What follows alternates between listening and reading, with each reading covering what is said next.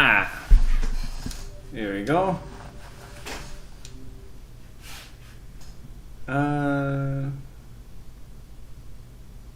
Jeez. Yeah, no, I really don't remember what we did last time.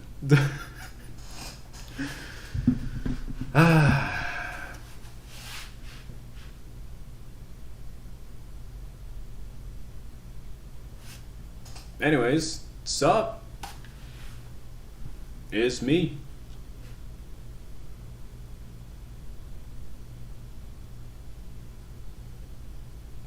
Some pretty intense loading we've got right here.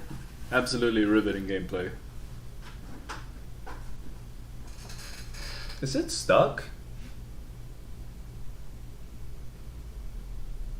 Oh, never mind. There it goes.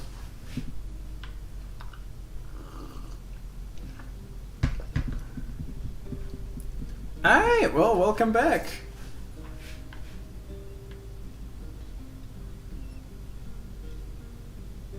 I quite frankly don't remember. Okay, well, we did the pumpkin thing. I've been to the desert.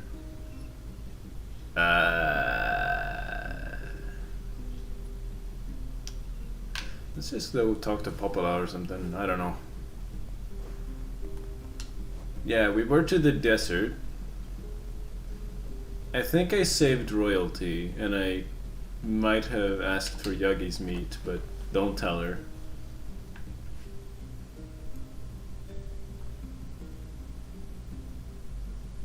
Came out to see me, yay. Alright. I can't believe we came to such a dangerous place. Hi, Popola.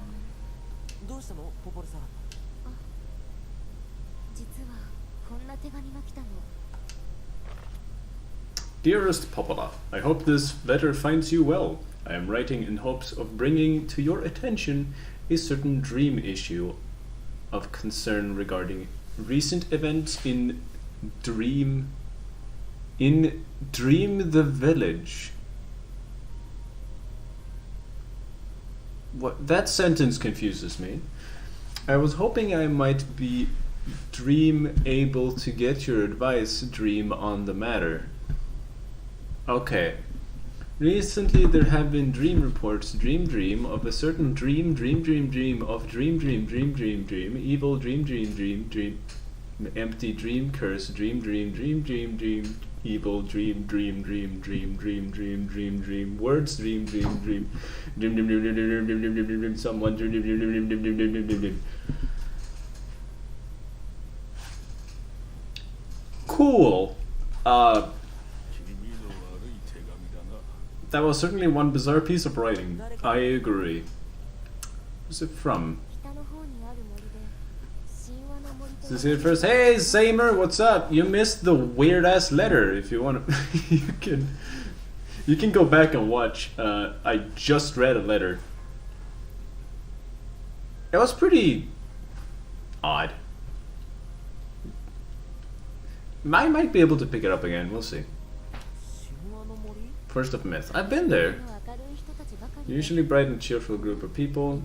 Something like this is very out of character for them. I went there once and none of you talked to me. Maybe later. Yeah. I have a bad feeling about this.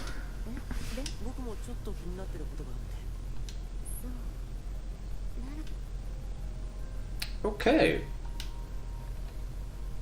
Time to accompany you for a while before passing out. You know, whatever helps you sleep at night, quite literally.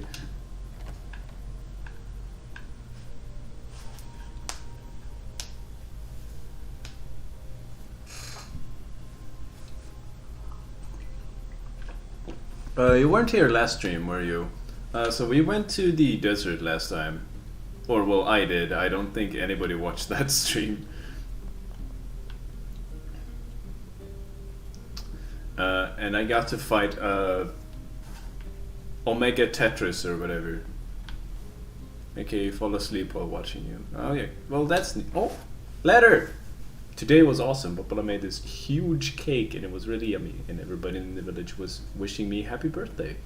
Oh, I missed her birth. Oh, I feel like a bad brother now. I feel like a princess or something. I don't feel sick today. In fact, I almost forgot I had this disease. So maybe you can forget about it too and come back. No. Well, I'll go talk to her.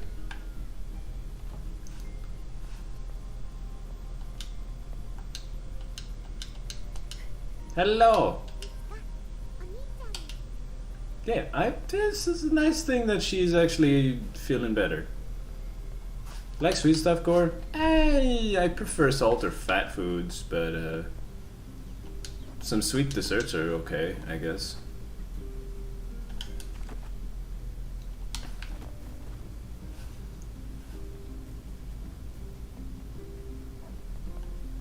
Yeah, sup, Yagi?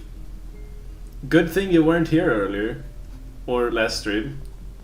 Don't worry about it. It's nice to have you here, Yagi. I'm happy you are here. You also missed the letter I read earlier. Right, I can see if I have it in my log. Maybe. Hold on. Notes. Documents.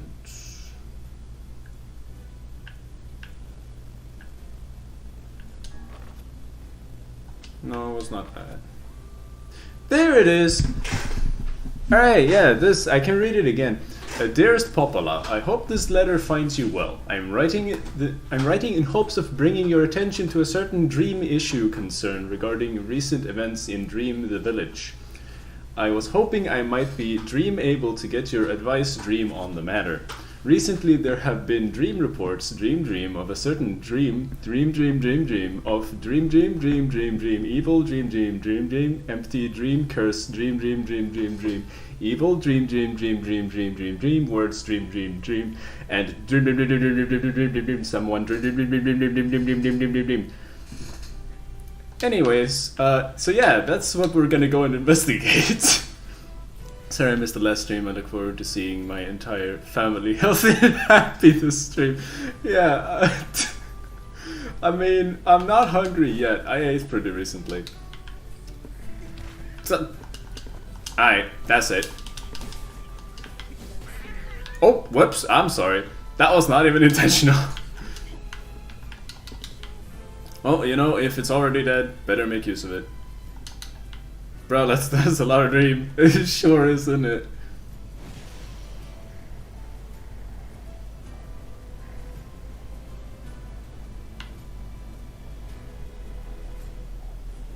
You know what?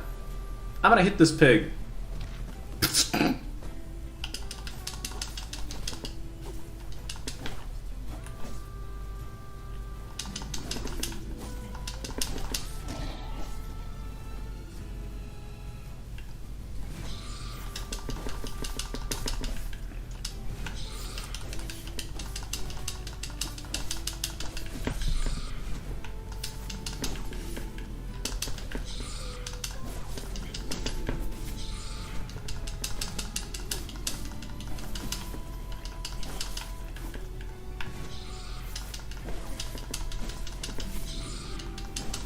She's not even bothering to help. Kaino or whatever your name was. I'm fighting. Are you not gonna help me? What a useful ally. I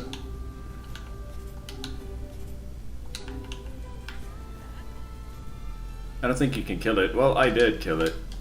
Now I'm gonna go on the righty piggy.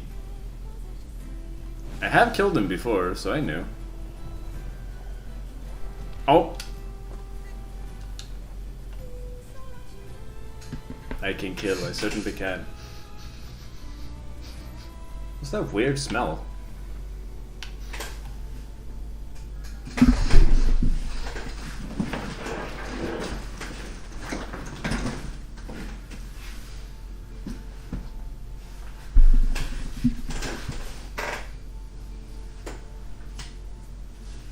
I don't know what it is.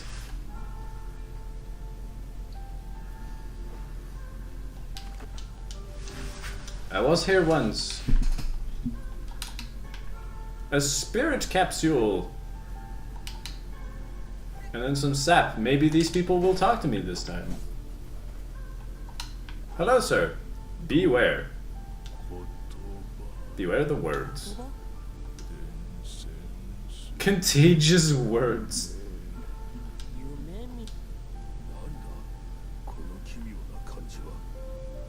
Why did the text box get so big? Why is his voice rose in a quizzical way? Is this a novel now? It is not quizzical. What is going on? Why is the text box big? I don't know. The villager's body shuddered as he opened his eyes. Who are you?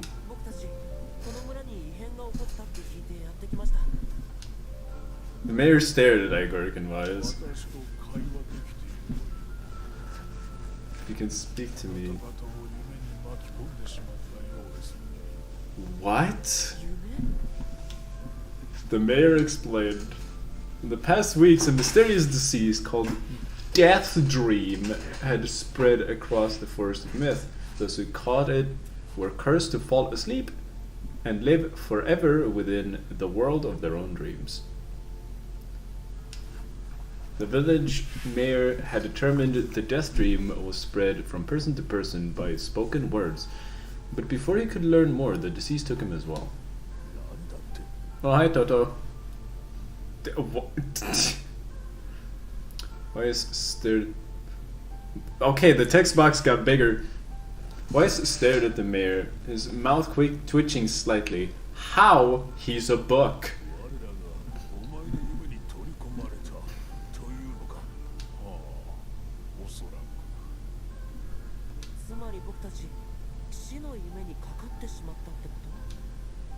Before the mayor could confirm Igoric's suspicion, Weiss exploded with rage.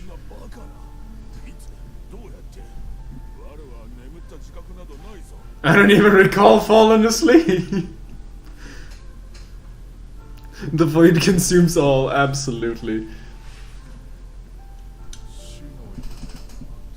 I can't wait for this to just turn into a Microsoft Word document. Though polite, the mayor was clearly trying to brush aside the book's remarks. My remarks are not to be brushed aside, boom. The mayor twisted his mouth into an experienced grimace, then quickly changed the subject to Igoric, who had been who had seen and what they had discussed since coming to the village. What the heck?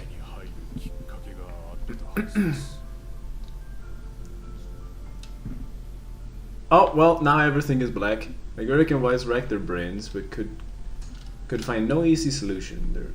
There were simply too many words to consider, too much random chatter, too many meaningless conversations. Remember, Wise does not engage in meaningless conversations. Imagine slaying a goat, but got its skin instead. What? I didn't slay a goat.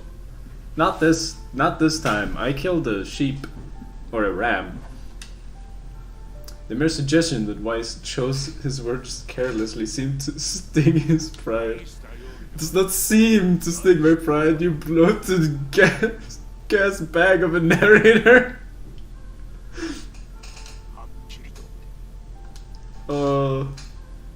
Irritated, Weiss looked skyward, as if searching for answers in the heavens.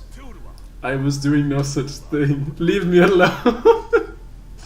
The anger created by his harsh words bled over to Igoric like contagion. Wait, said Igoric suddenly. Did someone just say contagion? Oh, I believe so. What of it? Well, that villager told us to watch out for contagious words, right? The mayor leaned forward with renewed interest, pushing a startled Wise aside in the process. You must have said something, right? Asked the major. Something specific. Some specific combination of words? Was that it? It was about dreaming or something. That dreams or... Oh, what the hell? What the hell was it? A sheep? Cried a voice, suddenly blurting out the first thing that popped into his head. The others stared at him for a moment before slowly shaking their heads. After a few more minutes of thought, Igoric's face suddenly lit up. I remember, he said. Those who dream. That's what he said, I'm sure of it. Also, I just realized, I was joking about this becoming a novel. I'm essentially just reading a novel. At this, the mayor produced a thick sheaf of paper. A chic thief of... What? A thick sheaf of papers from his pocket. He flipped through them a few times before finally nodding his approval at Igoric. That sounds right, he said, as a stray sheet of paper fluttered to the ground. My notes also mentioned something about that. Bet it was the last thing you heard before you fell asleep. The mayor shook his head, his one pencil stub tracing lines across the lone piece of paper. For the last month I have done nothing but study the disease we call death dream, he said. I mean, I'm the mayor, right? It's my job to protect people from whatever comes along. But I never expected a couple of outsiders to start entering people's dreams. The mayor paused, a grimace crossing his face. I should probably be taking notes or something. Weiss immediately fired back. I applaud the force of will it takes to research a disease in your dreams, he said. But perhaps we should bend your efforts to escaping this place instead of trying to understand it. The mayor's hand tightened around his pencil, snapping off the tip. I've tried to escape. From the very first moment I realized I was locked inside my own dream, I've been looking for a way out, but I don't think it exists. I mean, this is my dream, right? If there was an exit, I'd know about it. Pause for a moment, unfocused eyes staring at nothing. My village was beautiful, he said, to no one in particular, and it was filled with the most wonderful people you could ever hope to meet. But once this disease took hold, things changed. It's like someone took a sponge and soaked all the colors out of our lives. I just want to be whole again. I want us to be free. And I won't stop trying until it happens. Igoric nodded in agreement. Huh? Wait a second. I didn't nod. Look, if we can be of any help, said Igoric, just ask. Now hold on. I did not just say that. Silence, cried Weiss. The grimoire looked from Igoric to the mayor and back again, his face filling with confidence. Wait. It's a bug. It doesn't have a face. Imagine drinking milk but forgot that milk is spoiled. You joke. I've done that like about a week ago. The grimoire looked at... Wait. Grimoire Weiss's face is always confident. Thank you very much. Now see here, Mayor. You told us that nothing can exist in this dream without your knowing about it. But yet, you seemed surprised to see us when we first arrived, yes? Imagine drinking. The mayor slowly raised his head, realization dawning on his face. Oh my god, you're right. I had no idea you were coming. The human imagination is a limitless engine, said Weiss, and dreams are the fuel. If you can imagine an exit, then it must be so.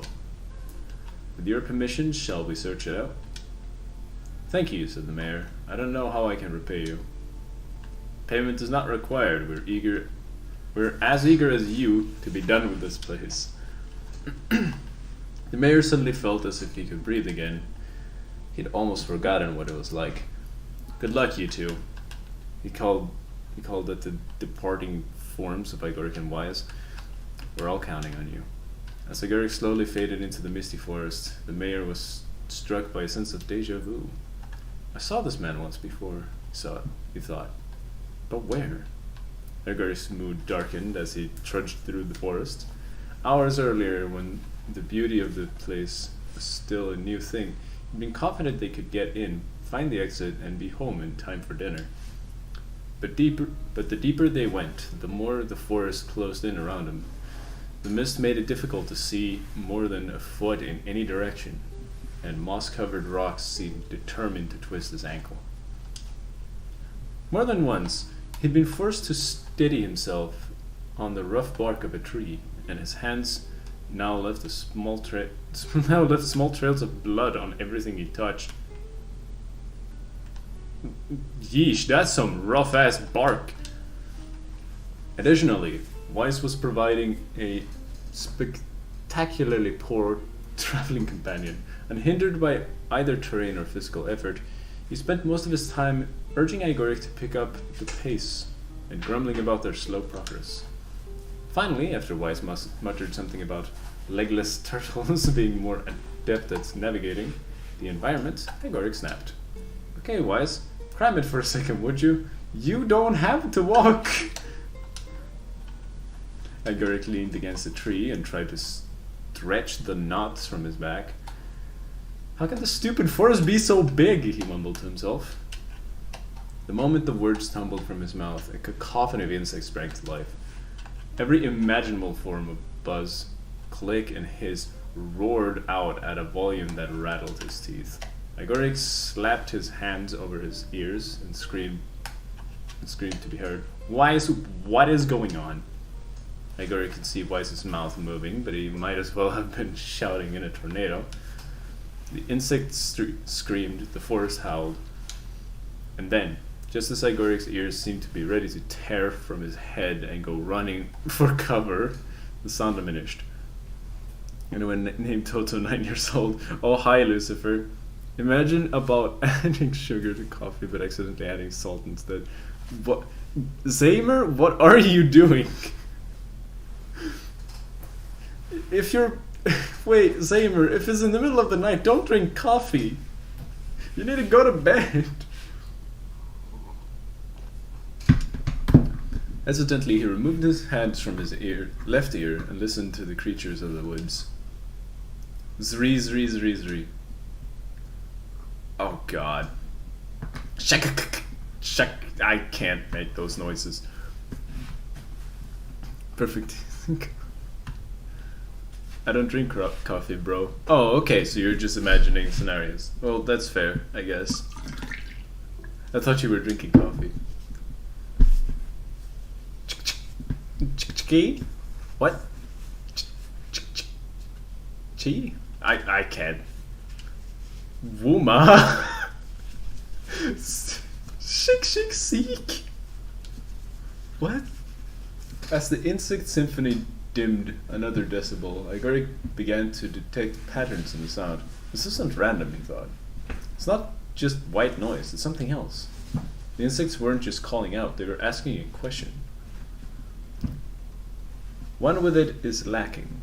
2 with it is ideal. 3 with it is dangerous. What is it? Legs? Buy my pages, it's a riddle. Is this a riddle? Question mark, I mean. I guess so. I mean, I feel sort of forced, but maybe it's the key to getting out of this place. Then I leave it to you to answer.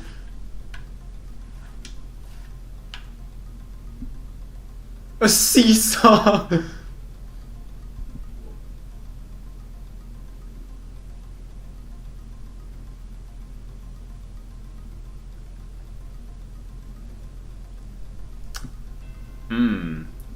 Difficult question. I like the seesaw, but it's probably a secret. Inwardly furious that Weiss left the task to him, Igoric sighed and gave the only answer that made sense. It's a secret, right? Suddenly the insect stopped, and suddenly, as suddenly as it began, the forest undergrowth parted before Igoric, like a rippling wave opening a new path. Those forest arthropods are making a road for us? No, that was not a question. These forest arthropods are making a road for us, said Weiss with glee. Oh, you guys have been discussing while I've been reading the game, because apparently I'm reading the game.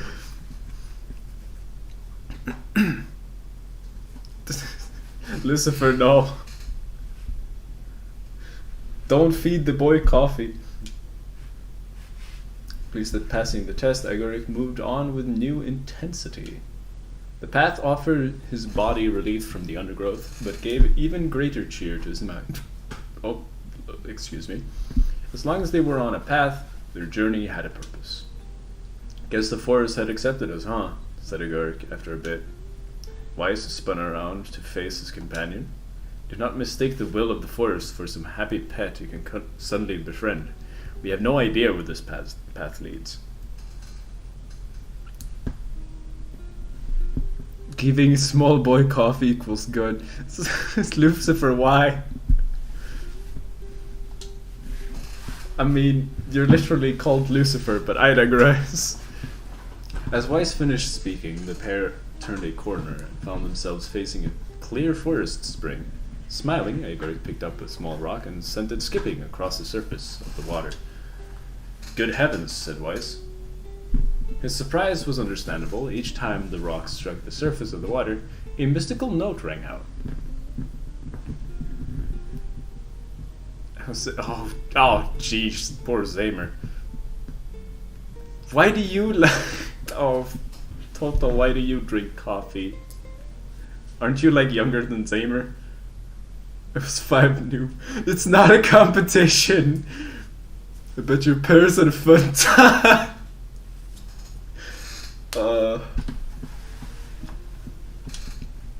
When the rock finally stopped moving and sank to the bottom of the spring, the ripples it left behind came together to form words. I enter through the window, but I break no glass. When night falls, I vanish. What am I? Sunlight, right? Absurdly easy, barked Weiss. Now answer it. Why? Igoric gritted his teeth and tried not to react to not reach out and strangle his companion. How? It's a book. How could you strangle him? It's right after all. This one is pretty easy. I enter through the window, but I break no glass. When night falls, I vanish. What am I? Sunlight. Heard it er. A plume of water. Hold up, I'm gonna catch up on chat. Some milk coffee. So when will you actually get to play and not read? I don't know. I just entered this dungeon. Well, I say dungeon, but it's more like I entered a new village and it looks like I'm not playing. A plume of water suddenly burst from the spring. Sunlight filtered through the trees and reflected off the plume, creating a shimmering rainbow that spanned the entire horizon. In all my years, said Weiss softly, I have never seen such a sight. Perhaps I have misunderstood the intention of this place. Hey look, cried Igoric, awaking Weiss from his daze. There's a house or something over there. Glancing in the direction of his friend's extended hand, Weiss saw a small cottage nested among the trees. Okay, right, among the trees, so it's on the ground. I thought it was like sitting in the trees. You entered the library. Oh, no, this is a small village in the middle of the forest. There is no library here. There was a library earlier, and I did tell them that it was dangerous, but you know, seemed to have caught book sickness.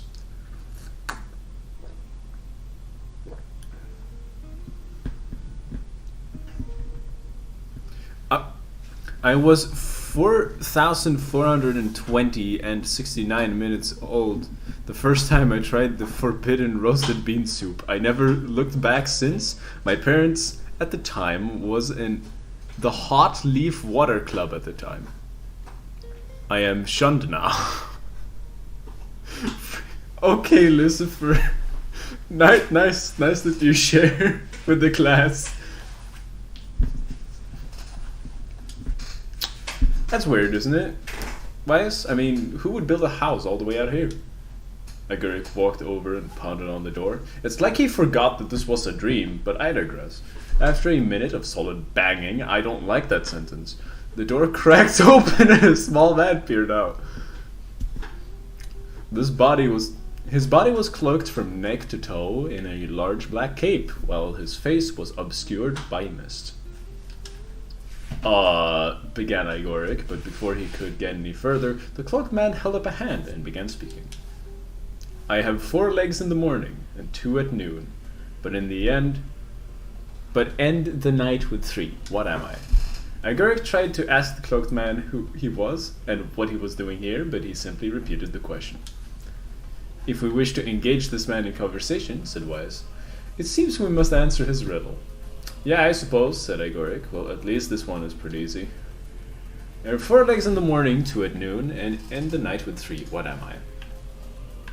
A man. A man. The mist dissolved and from the cloaked figure as he spoke a single word. Correct. With that, the man flung his garment aside, revealing his true identity. You're the mayor! The small man slowly shook his head.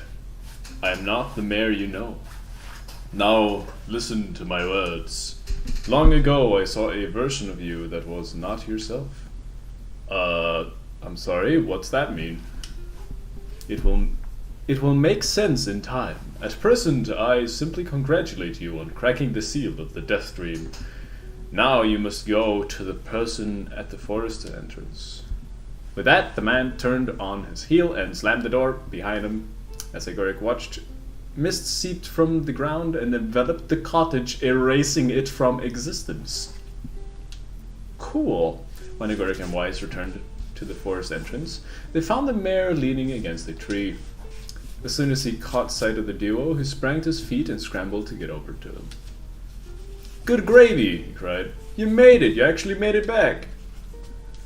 His left hand grasped Igoric's and pumped it so fiercely it threatened to dislodge from its socket, while his right seized Wise by the cover and swung him through the air.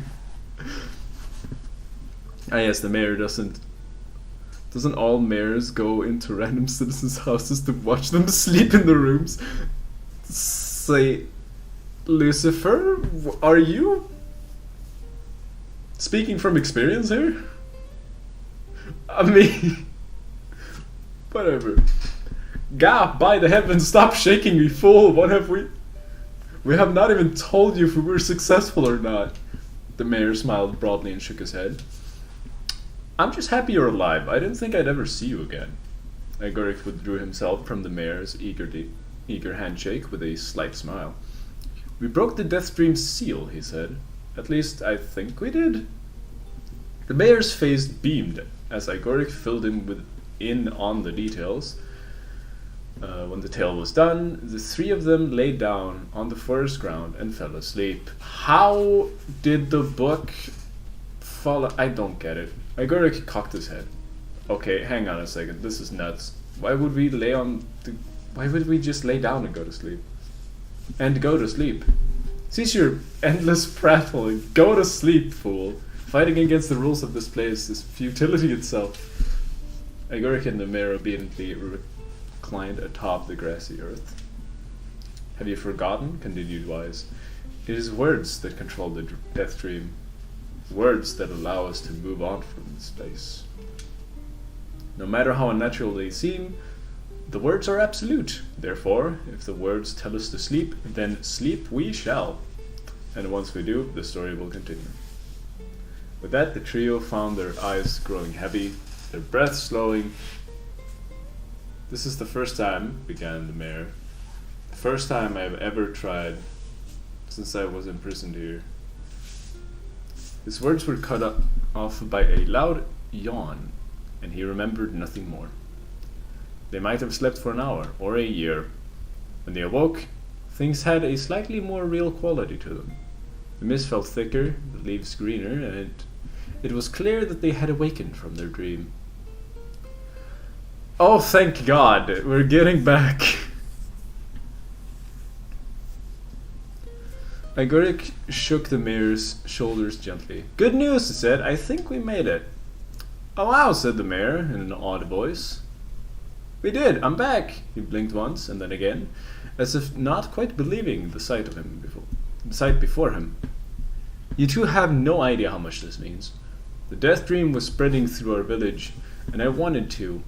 Well, I thought I could figure out how to stop it, but I guess that wasn't the case.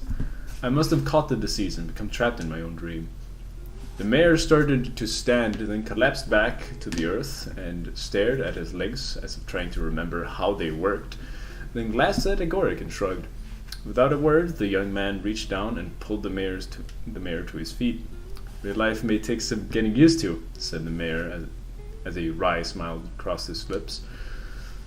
You shall relearn in short order, I'm sure," said Weiss. "Thank you, Weiss. That sentence killed me. For now, you should return to your home and rest." "No," said the mayor, swaying on unsteady feet. "No, I can't. Some of the villagers are still trapped in the death dream. I have to save them." The mayor slowly made his way to the divine tree in the center of the village and bowed his head and prayed silently. "It's a holy tree," he explained. When the prayer was finished, "It is the guardian of our village's history and memories. Superstition will only make our mission harder," muttered Wise. "We should not put our faith in the gods." The mayor shook his head. "Not the gods, the words. Legends say that our tree is a home to a powerful magic known as a sealed verse." Igoric and Weiss could not contain their surprise. It seemed a goal had been found in the most unexpected of places. Excuse me. I'm gonna catch up on the chat because I thought that we're gonna be out of this before. If you really want to know, I have watched everyone I've talked to sleep alone in the room. It's a nightly occurrence. Lucifer, what the... I imagine accidentally I had 1 tablespoon of salt. Doesn't that just add more flavor? I say, muttered Wise, this is certainly a stroke of luck. As the three of them said their goodbyes, Igoric mentioned the strange man who had given them the third riddle and the mysterious words he had left them with. "I once saw a version of you that was not yourself," muttered the mayor. "What in the world does that mean?" Wilson thought. He stared into space for a long moment. "You know," he said softly, "this is going to sound odd, but I had a feeling I'd seen you before too." Igoric tried to keep a straight face and failed, but the mayor didn't seem to notice. "Deja vu, right? Anyways, I figure it's just some kind of illusion created by the death dream. It doesn't mean anything." Igoric gave the mayor a nod and a smile, but inwardly his thoughts were racing.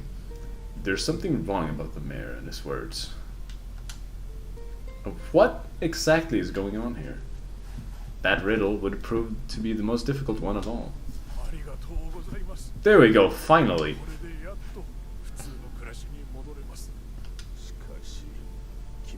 This is one of the most bizarre diseases I've ever encountered.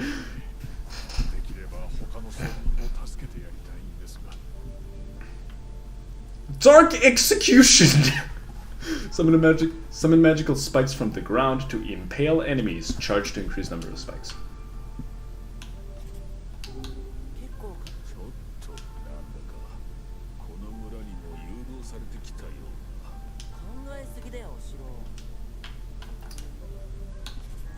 Not that. No. Wrong thing. Upwards.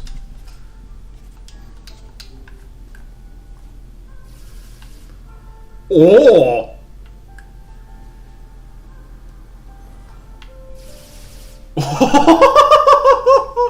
Oh, I like that. That is cool.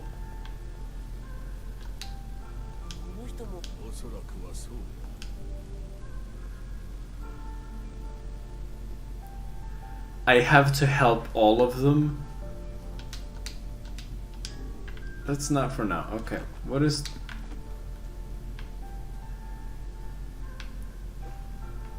Should I help all of them?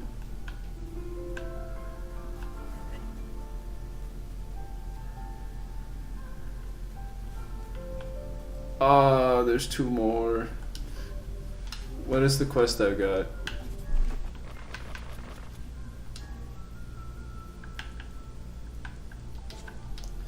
I probably need to help all of them.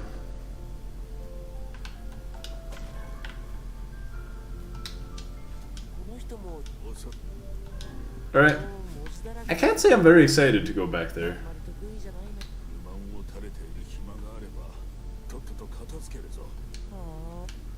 Yeah, this is the mission, isn't it? Time to read more. Good thing I got water. Alright, perfect. I breathe air scented with death and resist the urge to laugh, for I know it will sound like the words of a madman. How long have I been in this fresh hell? My box, my prison, is tucked beneath a stairway in the long unused catacombs of some infinite castle. Outside I hear the sounds of a funeral dirge that plays without end. Light has no place here, wind is a forgotten friend. I prayed for death to come, but he has forsaken me. He forsakes me. Huh? He forsakes me. My bad, I can't read. Time passes, and eternity slips by in a single tick of the clock. Someone knocks on my prison. Anyone there? I hear an unfamiliar voice say. My savior! I claw at the door of my jail, embedded thick splinters under my ragged nails. I scream for help. I laugh, I sob. Surely this is a product of my addled mind. Surely it cannot be true. Help, I cry. For the love of God, help me. Impulsively, I hear the sound of a lock being torn out and falling to the floor. As the door slowly creaks open, I have just enough time to see a silver-haired boy and a floating book before me. Light pours inside my eyes, accustomed to blackness, explode with pain, and I am forced to turn away. Who are you? I asked, shaking hands covering my face. How have you come to this place? I am Grimoire Wise. This is Igoric. Long have we been searching for you. Now come, stand. We shall awaken from this nightmare together. The one known as Igoric extends his hand and pulls me from the cell. Though my eyes are slow to adjust to freedom, my ears are keen as ever, and they recognize the staccato sound of a heavy rain.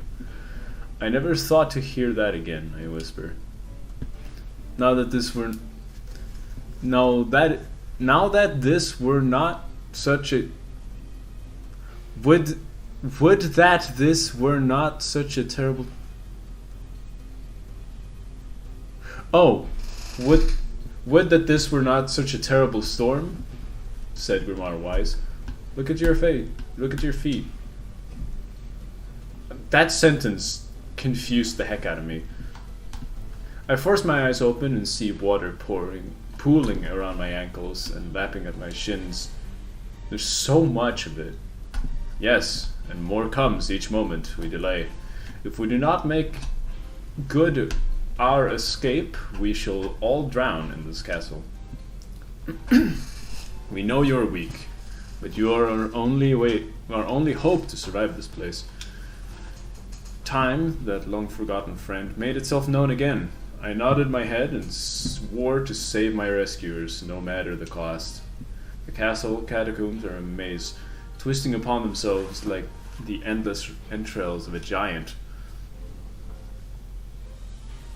I squint down the dim corridors and proceed north.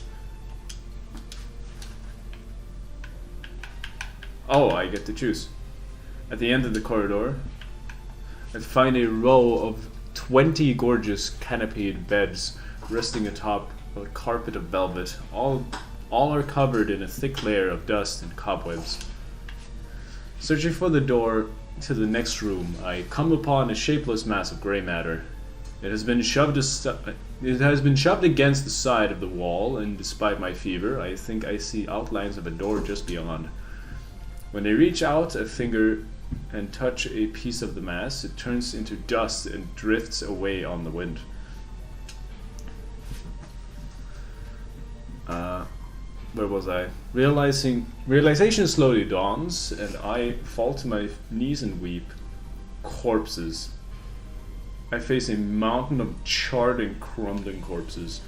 I look from it to the bed and back again until the horror dawns fully upon me. Someone has piled these bodies into a tower and set them ablaze. Whether they were alive or dead, I do not know, and sanity will not permit me to consider the propositions further. I make a sound, whether scream or laughter, I cannot be certain. Then my mind grants me merciful blackness, and I find myself opening the door and leaving that most terrible of rooms. I squint down the dim corridor and proceed. The South shall rise again, Mr. Canberra. I squint down the dim corridors and proceed north, I guess. Right, east, my bad. North again. I squint down the dim corridors and go. I like north. We're going north. At the end of the path, the waters rise to my waist, exhausting me both physically and spiritually. I pray that this is the way out. Eventually, I can stand the sight of the waters no longer, and so turn my eyes upward.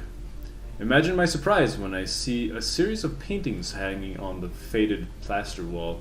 Each depicts a person in the prime of life, clad in clothing of the highest quality. Their styles, however, are strange to me, leading me to believe that these people had lived long, long ago.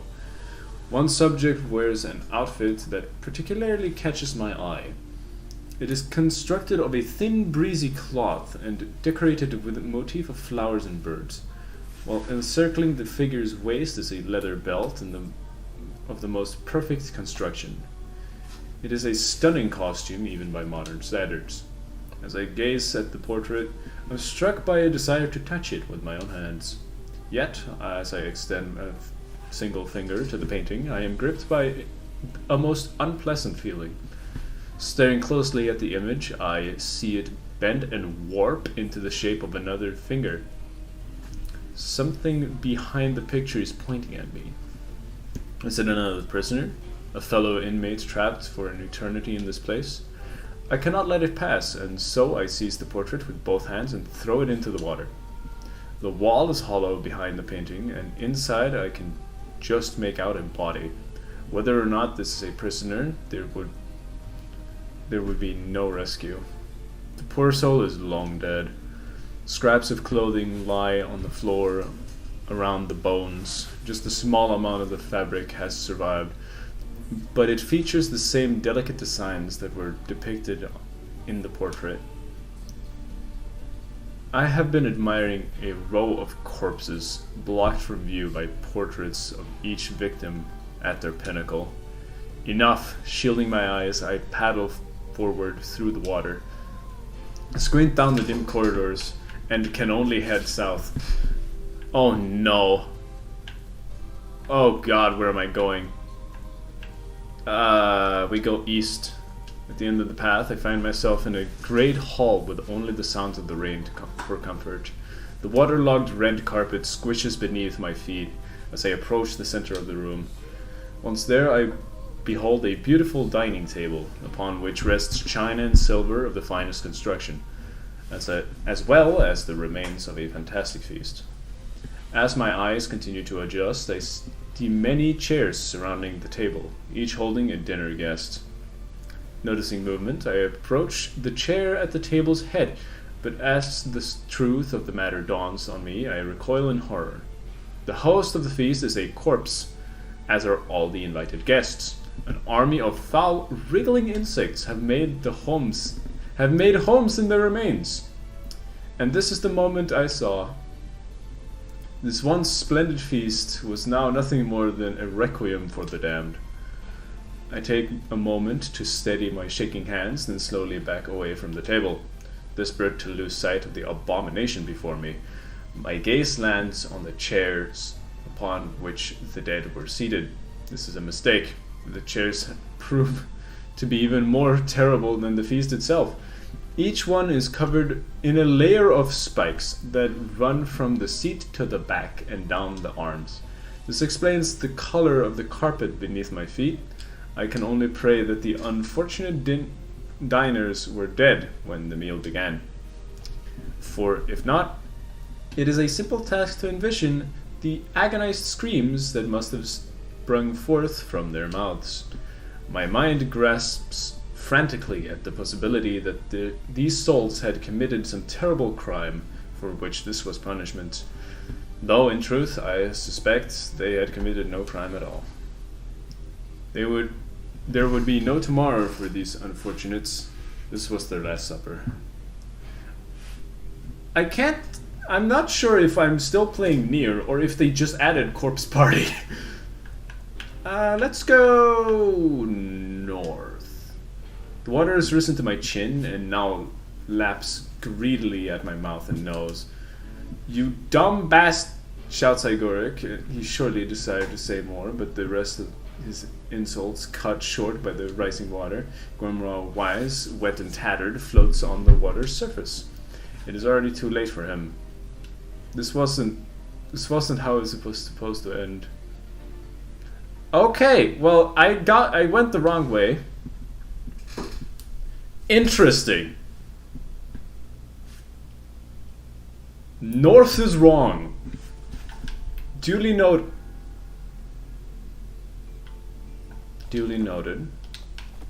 Now hold on.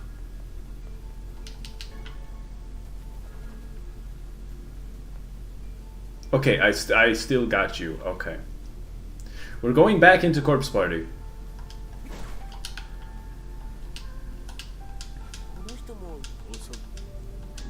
I love how they just went, you dumb bastard. And I'm like, how was I supposed to know the way out?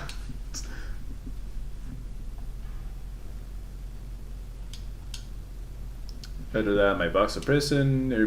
Light has no place here. Wind is a forgotten friend. I pray for death to come, but he forsakes me. Time passes and eternity slips by in a single tick of the clock. Somebody knocks. Anybody there? My savior. Herbider. Let's take a different direction this time.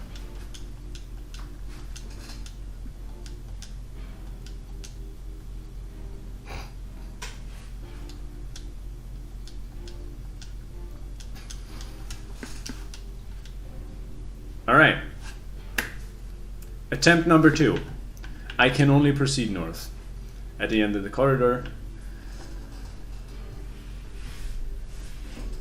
Alright. Oh no, it's different. I find a row of 20 gorgeous canopied beds resting atop a carpet of velvet. All are covered in a thick layer of dust and cobwebs. Searching for the door to the next room, I come upon a shapeless mass of grey matter. It has been shoved against the side of the wall despite my fever. Oh, yeah, it's the charred corpses. Someone has piled these bodies into a tower and set them ablaze. Whether they were alive or dead, I do not know. Squint down and head. I must head east. Squint down and proceed. I can only go north because I just came from the west. Squint down the dim corridors and head. It's not north. We go west.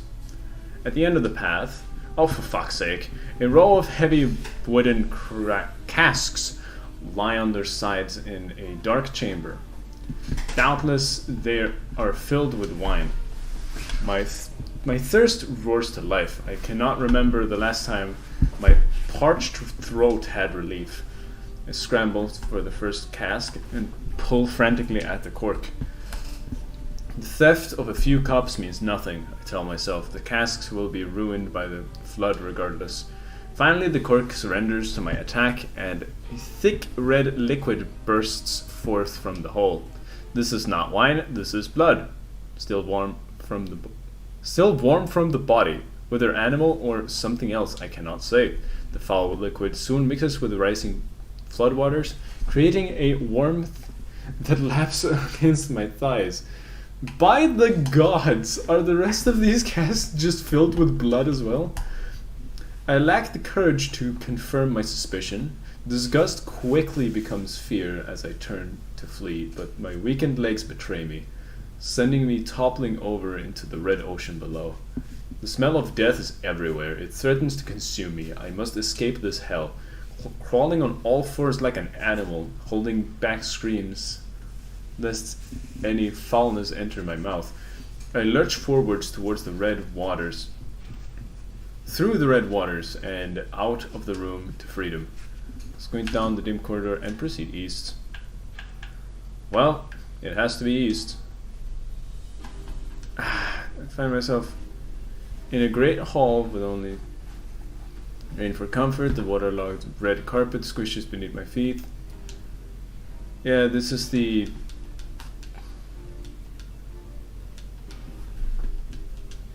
Desperate to lose sight of the abomination before me.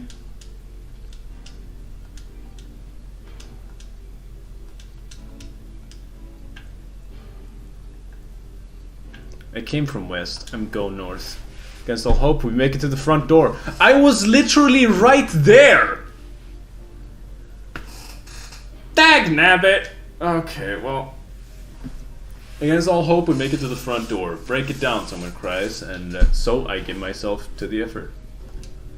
In tandem with Igoric and Wise, I slam my body against the thick, sturdy door. On the third try, it gives way. And we find ourselves sprawled on the ground outside the castle.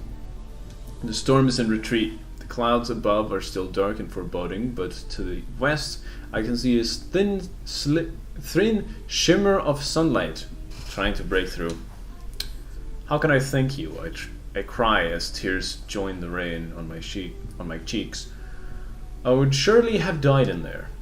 Looking down, I suddenly notice that my dress is in tatters and sheepishly try to cover my exposed skin. Your dress? Asked Wise. Then you're a woman, ma'am. I am. I prefer the two. A smile, I suppose. That comes as something of a surprise, seeing how I exist only in the form of words. That's fair. That is fair. I can see that the one known as Igoric is disappointed that the torn dress will be given no further description, but he hides it well. With a nod and a shrug, the three of us set forth to our awakening. But behind us, an awakening of another kind is taking place. Black smoke fills the abandoned castle, providing the countless damned souls inside with their final shroud. After a moment, the castle's windows shattered with a mighty roar. A fresh breeze blows through the hallways and corridors, clearing the smoke away for good. As we watch in awe, uncountable black shadows slowly flicker to life, crossing to and fro in front of the broken windows. The castle's dead have awakened to their new life as shades.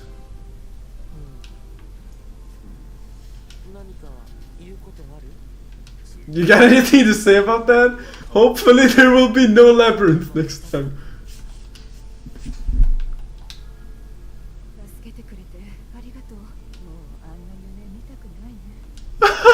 Does anybody?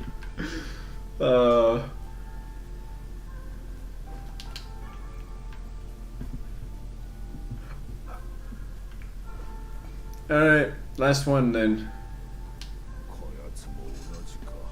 Another victim. This work is certainly trying, yeah.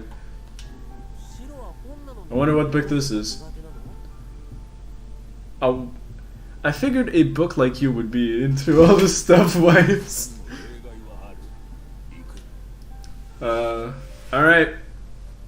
More reading! Yay! A colony of massive sculptures was visible in the distance, their tall forms scraping against the sky.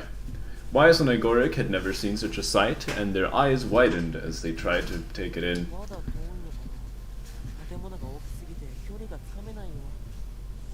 Well, if he's talking, then I'm not going to repeat it.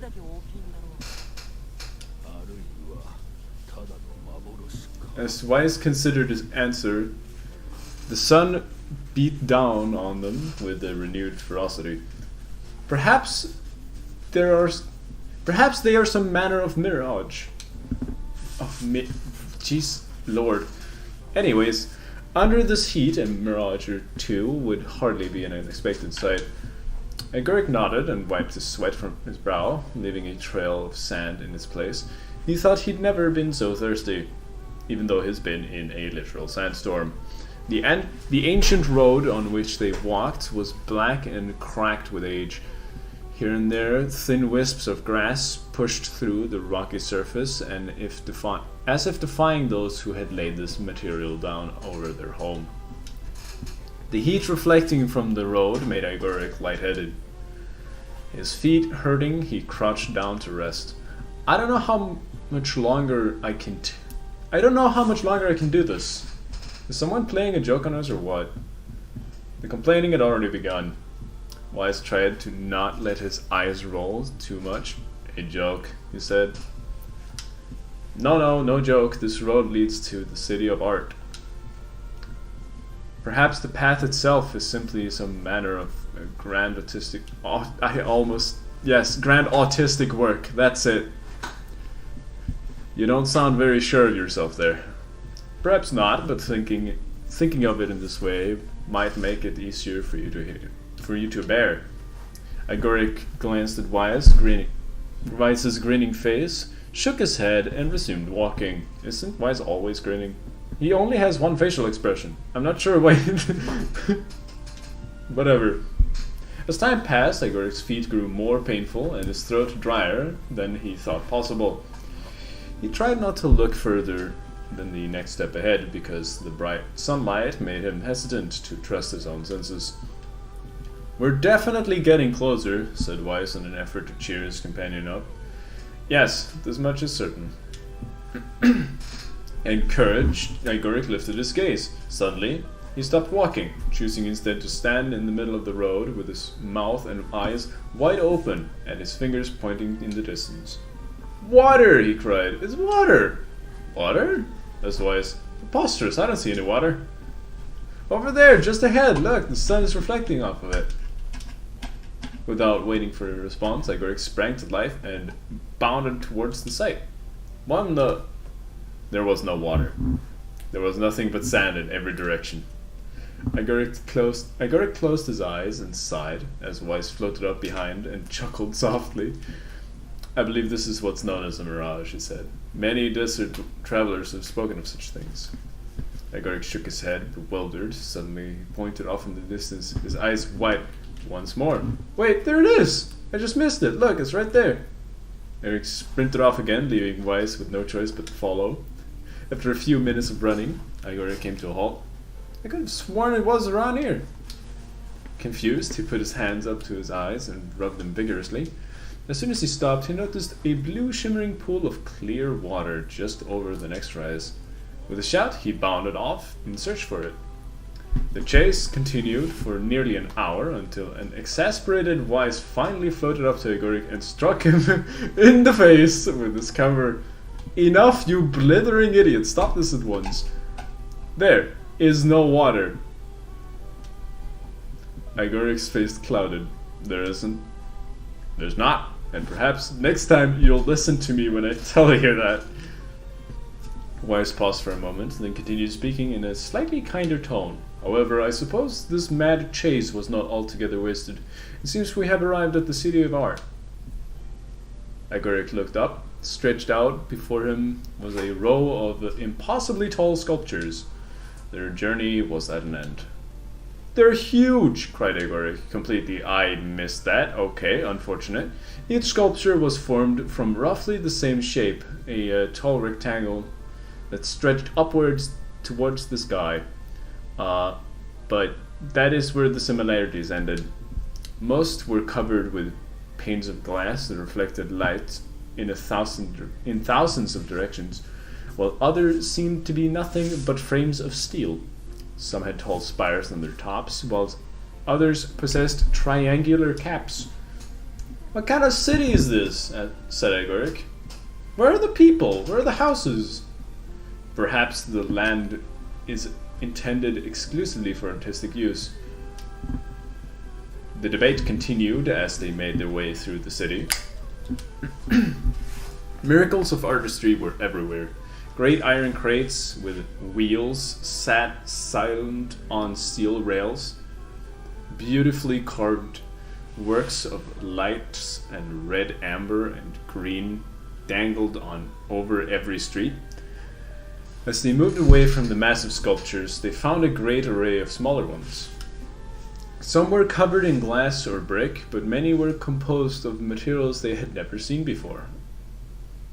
The sheer variety of colors and styles was staggering. Unable to find a theme or purpose to the abstract works around them, Igoric and Weiss eventually fell silent. On the outskirts of the city, they had discovered 3 sculptures in the shape of humans. Igoric uttered a sigh of release as he approached them. Finally, I was getting tired of modern art. The 3 statues were indistinguishable for a single word chiseled into their right arms. One read Alpha, one read Beta, and the final one read Gamma. As Igoric moved to touch the nearest statue, a bird flew from the top of the sculptures. Alighting on the statue's shoulder, it emitted a brief, beautiful song that took the form of words. Only one form is real, the others are fake, the others are false. The real form will always speak the truth. The false ones will only speak lies. With that, the bird departed, as if to cue the 3 statues shuddered to life, acquiring color and form as they began to breathe. Hey, look at that, said Igoric. They're alive. The triplets bowed low before Igoric.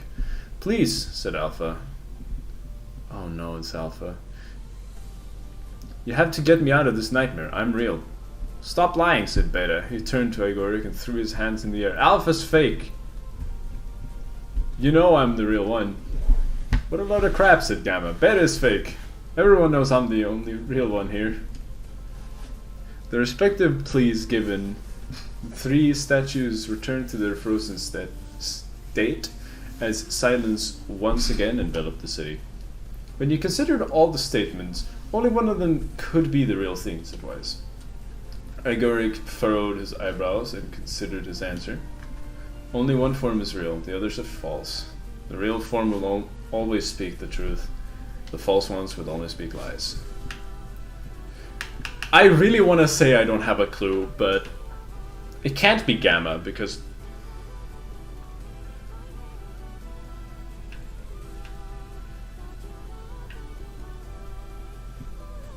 Beta said Alpha is the false one. Right? Or did he say that Alpha was false? I don't know.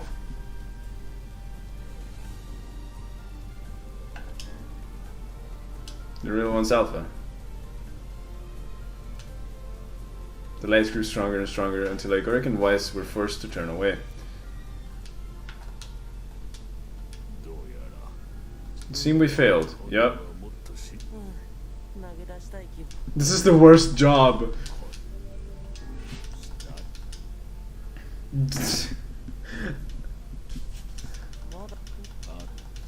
Alright, well, let's go through the entire thingy again.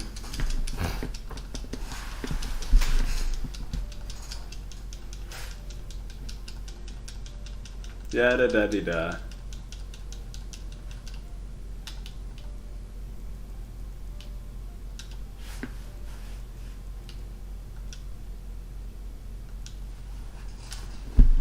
Alright, let's read what they actually say. Please, said Alpha, you have to get me out of this nightmare. I am real. Stop lying. Alpha's a fake. You know I'm the real one.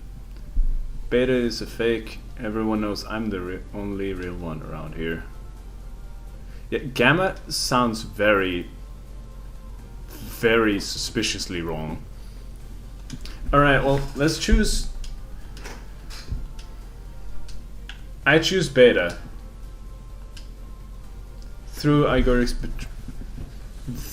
Igoric's voice betrayed a notable lack of confidence, he was relieved to see Weiss nodding at him.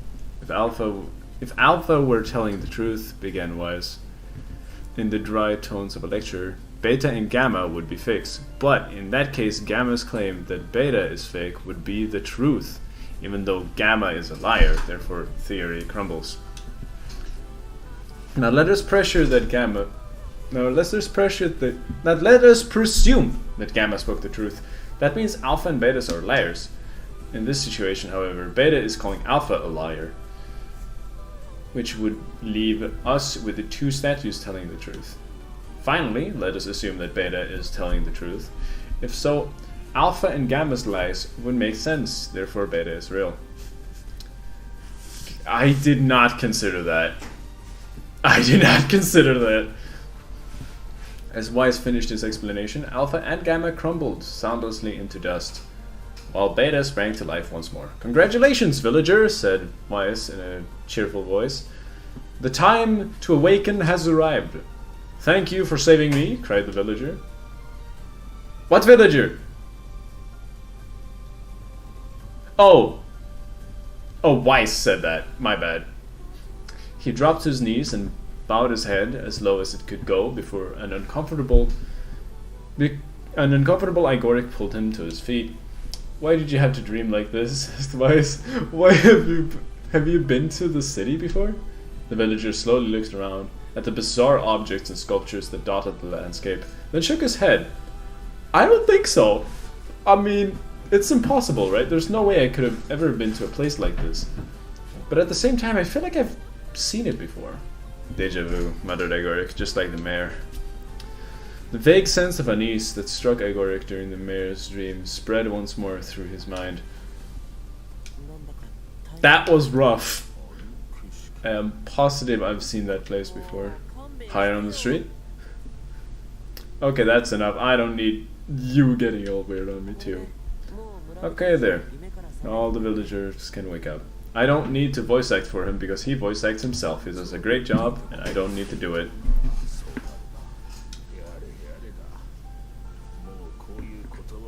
Yes, thank you very much. Alright, that frickin' happened. Anyways. Mayor, I did your job. Aren't you happy? Don't be in a nightmare, I swear to God.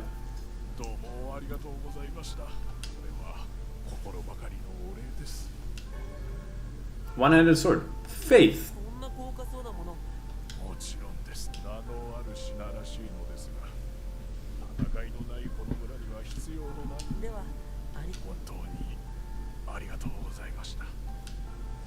You're welcome, buddy.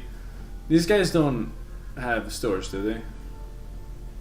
No, that they don't sell anything.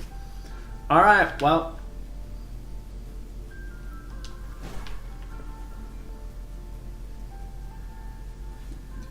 That's cool, I guess. I can't believe an entire section of the game is just a novel.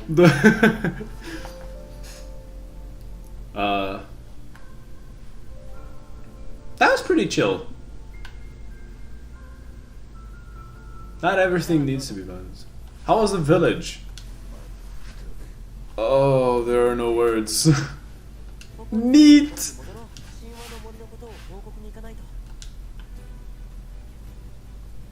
Don't you neat me? Alright, I'm out of there. I don't need to read anymore.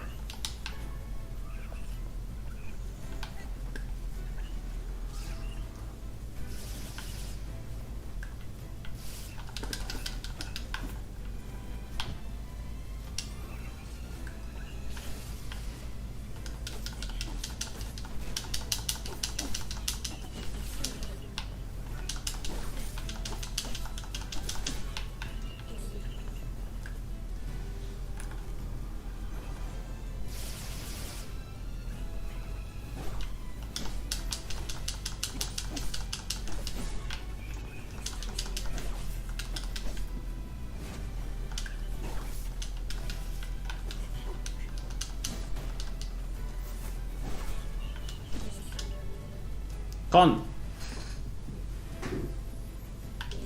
Magic poison. That's pretty fun. Alright, well, now that we're done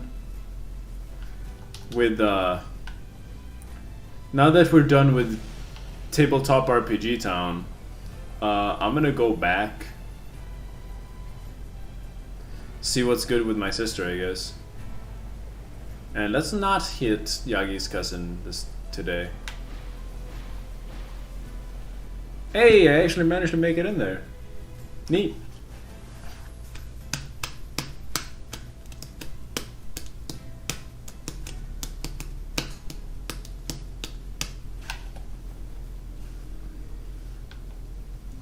Right, Popalai, I helped the guy. Alright.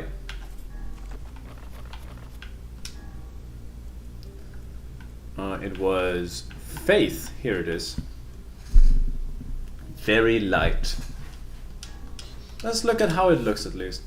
Oh! I recognize this sword.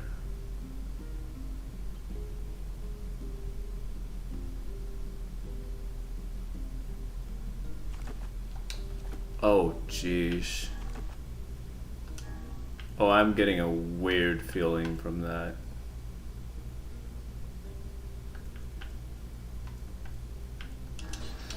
Back to Beastbane. Alright, yeah, I don't know how to feel about that.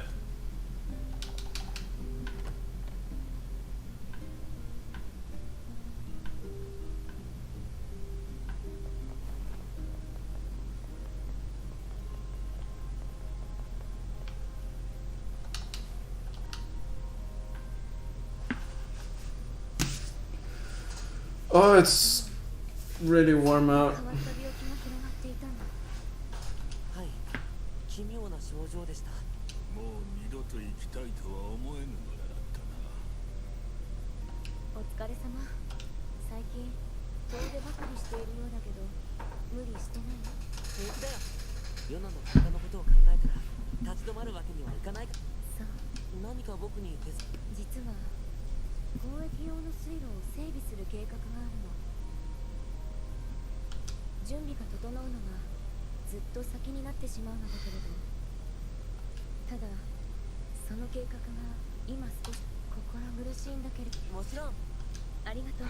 水路の整備をお願いしていた人がここ数日仕事に来ていなくて心配だから海岸の町まで様子を見に行ってほしいのよ。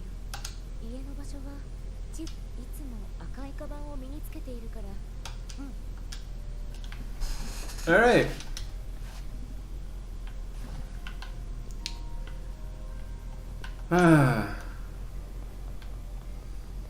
This place was a bit shorter than the desert.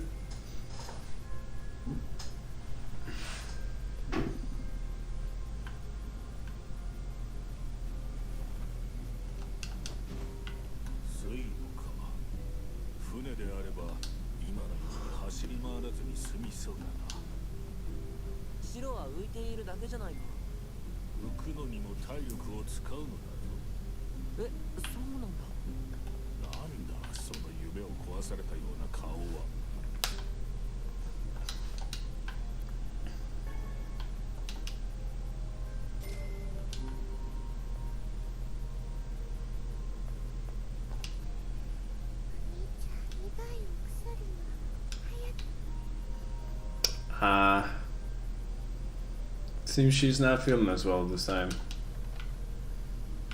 Alright, well, I think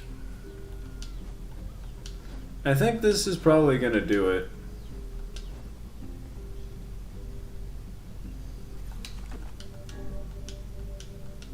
Yeah. It's not as long as most of my streams are, but it's fine. We did complete an entire section. And I do need to go to school tomorrow at a relatively decent time.